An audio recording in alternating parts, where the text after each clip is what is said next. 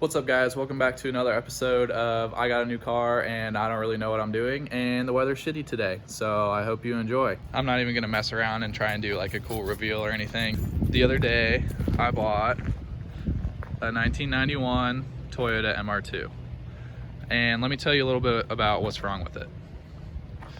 So as of right now, and I'm gonna be fixing this today, but okay, not this one, this one's good. As you can tell, this T-top is a little loose. So, and it obviously leaks. So I got some new eccentric T-top guides we're gonna put in today. So it's really not in that bad of shape. The paint's not too bad. It's not too tore up or anything. It's pretty dirty. It's been a while since it's been cleaned and taken care of, but it already came on some 5 Ziggin wheels. It's got Coney struts with some, I don't know for sure, but the guy said Eibach springs maybe. But overall, she's not too bad. When I got it, the guy who I bought it from had another car, and his car needed a bumper, headlight, and fender. So this is from his car. It got whacked on the driver's side. So that's the old fender. He had this KBD bumper laying around, so I put it on just to have something on, and it also didn't come with the headlights, so I put the headlights in. But as you can see, that needs replaced. This one works. I'll show you the interior a little bit. Interior is not too bad. It's pretty dirty. It's got some stinky seats that I will be replacing with some leather seats that I have laying around. But overall, not too bad. The dash is a little bit popped up right there, but it's not cracked. It's got the 2.2 liter 5 SFE. That's the NA motor that came in these cars. Engine bay doesn't look too bad. I actually got it and it was knocking really bad. I'll put that video in right here. And then once I replaced all the rod bearings and everything, cylinder 4 actually had no bearing left. The bearing was completely gone, and I'll put in the clip of the oil pan from when we tore it apart. Yeah.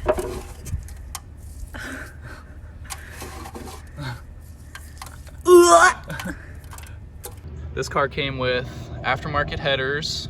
Actually sounds pretty good. It's got the cold air intake, and it's actually got Holley motor mounts, if you can see them down there. Full AC delete, which I'm gonna put that back. I want AC. But overall,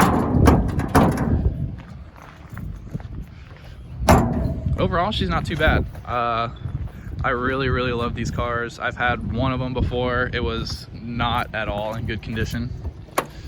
It was pretty beat up, but I wanted to get one, and I wanted to save up for a turbo one, but this was a good deal and I just couldn't pass it up. So yeah, I guess let's get into replacing those T-top guides. It should be pretty simple. All you gotta do, they're just like little plastic clips. I'll explain it later.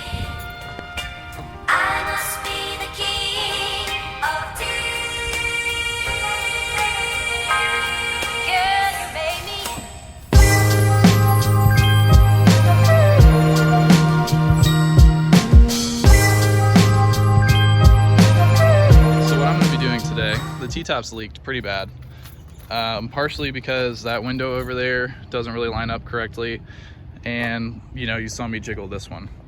But what I'm talking about, do you mind?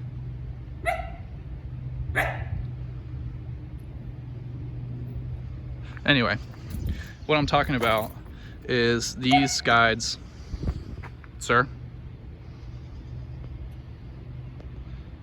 Sir? Sir.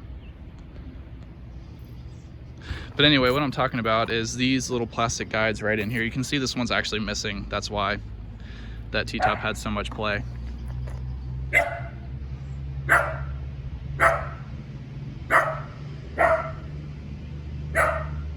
Tell him. All right, that's good, thanks. You can see they tried to put some you can see they tried to put some rubber in here to stop the leak, but this guide is missing. You can see this is the guide, so they're a little bit off center, whereas these ones are just straight. And what that does is it pulls the T-top down harder on the seals and creates a better seal. So let's see if this one just goes in. Yeah, so that's all it takes right there. I'm gonna do the other 3 and then see what happens.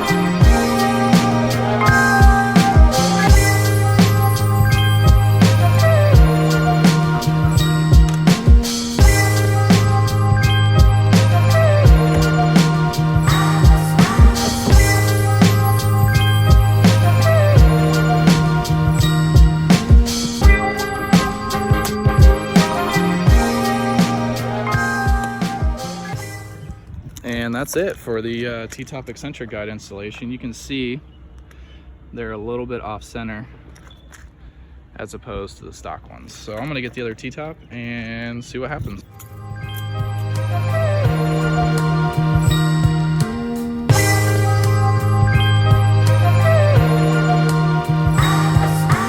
Yeah, they're looking good so far.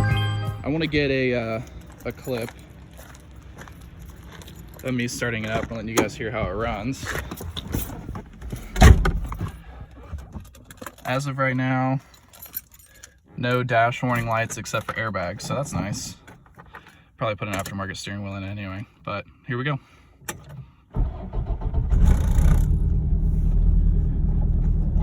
Doesn't sound too bad, actually. That noise you're hearing is the power antenna. It's not in great shape, but I'm gonna let it warm up a little bit. And actually, while we're here, so what happened was when I put the new rod bearings in, started up, everything sounded great. And I took it for a ride, maybe, I don't know, 5-10 minutes, and it started making some weird noises from the motor. I didn't like what I heard, so I drove it back to the warehouse, and as soon as I pulled in, the oil pressure light went on. So my guess, what happened, and this is nothing on the previous owner, he probably didn't know this, but my guess is why the rod bearings went bad in the first place, like before I got it, is the oil pump probably went out or is going out, or the oil pickup is obstructed, which would make sense because there was a lot of bearing material in there. But I'm guessing that there's not enough oil going to the motor. She runs good. You can hear a little ticking sound right now. When I first started up to pull it out, you could hear it was kind of knocking a little bit, and I'm fairly certain that it's on the brink of knocking again. Probably gonna spin a bearing, but for now I'll get a clip of it running real quick.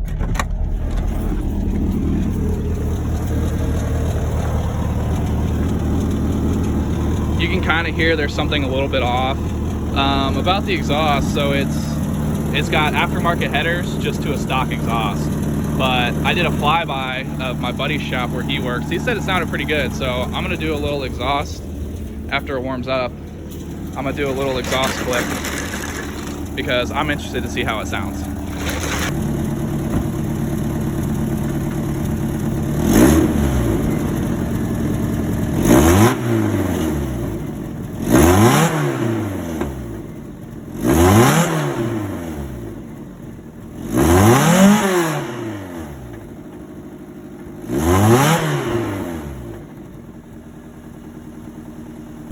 Okay, I don't know how it sounds. I don't know how it sounds outside of the car, but inside the car it sounds pretty good. Even though the motor's hurt, I probably shouldn't be doing that. But I'm gonna pull the motor anyway, either rebuild it or put in a new one, so I'm not too worried about it. But yeah, I'm excited to see that clip and see how it sounds. But for now, I think what I'm gonna do is I'm gonna shut it off and wash it, see if the T-tops leak, and that'll be the end of the video. Another thing too I wanted to mention before I wash off the car, I know this bumper looks like crap. I'm not a fan of it. It doesn't line up over here at all, but I have some new parts coming on the way. New bumper, fender, headlight bucket. I've got all the new stuff, because I mean, this bumper's cool and whatever, I guess, but it's not really my style anyway. I'd rather go for a stock, like a clean stock look, maybe with a front lip or something. Let's see what we got.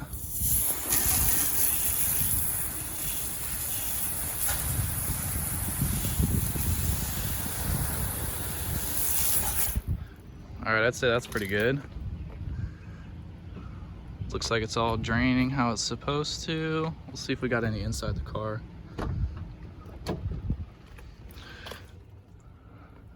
Okay, that looks like it might be a little leaky, but it could just be because I just opened it up. I don't know, those don't really line up.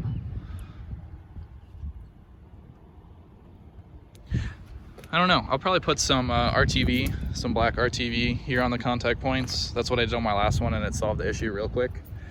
Probably just can't open the window or open the door when it's wet like that. Let's try the other side.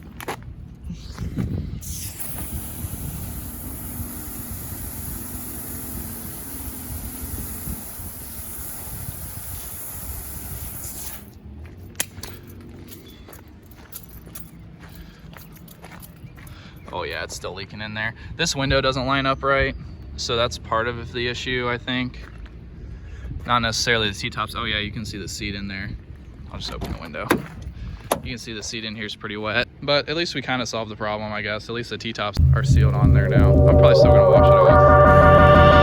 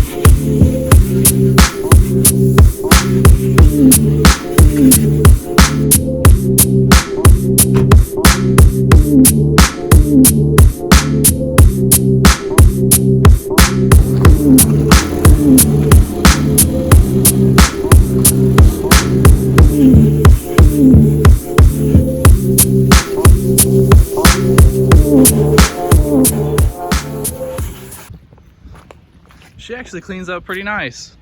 A nice shine, especially on camera. Bumper still looks like shit, but don't worry about that. She cleans up pretty good. No rust on the car. Paint looks like it's in decent condition. Yeah, she's actually not bad. Look at that shine, actually. I know it's still wet, but that's a good sign. But Anyway, guys, that's going to end the video today. I appreciate you watching. Hopefully you like the MR2. I'm sure I'm a fan. And I hope to see you next time. Thanks.